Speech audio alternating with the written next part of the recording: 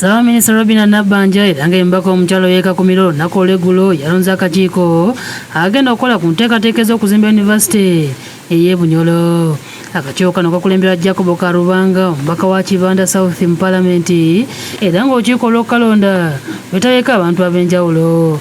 Omubaka Karubanga ategeeza nga abakulembeze babadde basazeewo yunivasite eno ezimbibwe mu kifo awali ettendekero ly'abasomesa erya Bulera Core Primary Teachers College mu kibuga ky'e Hoima. Olwo ettendekero balisengulire mu kifo ekirala awali erya Kamulas Training Center mu disitulikiti y'e Masindi mu kiseera kino ekirakyaliwo. Tugenda kubaza na gavumenti efulule ebinyakuli Bulera ebigaale Kamulasi nabo tubaire nabo bayikiranize n'ekiteekerezo ekyo hati nubu Kamulasi niye fokeko the Core Primary Teachers College hano efoke University. Kyokka abalala beetaye mu lukiiko bateesezza batwala ekifo ekibaddemu ettabi lya yunivasite eggulu eryassibwa mu bizimbe byaweebwayo mu mukama wa Bunyoro mu kibuga Hoima okumpi n'olubiri.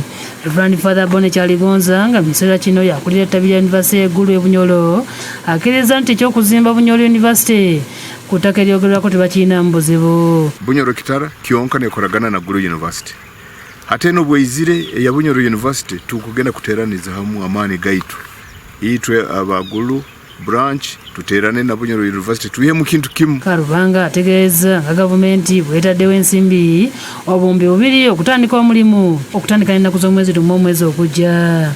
Mutitinye Ndoha nga emyuka asooka wa Katikkiro wa Bunyoro ategeeza ng'omukama we yali yalengerera ewala ku ky'okutandika yunivasite mu kitundu ekyo n'awaayo n'ettaka eriwerako obunene bwa yiika 75 e Butema, kyokka nga mu kiseera kino yesenzaako abantu be. So for us as a kingdom, we're really happy that at last the kingdom has come.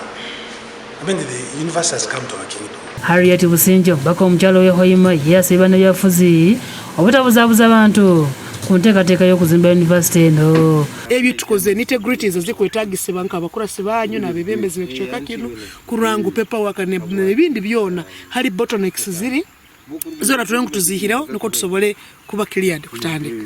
Dr. Joseph Luyonga, omubaka wa Hoima West ne mmeeya w'ekibuga ky'e Hoima Brian Kaboyo basabye abantu okwaniza enkulaakulana ereetebwa. Omugaso gwa university abantu abandi barura kusomesa abana ajja kugenda asome afune degree agenda akole.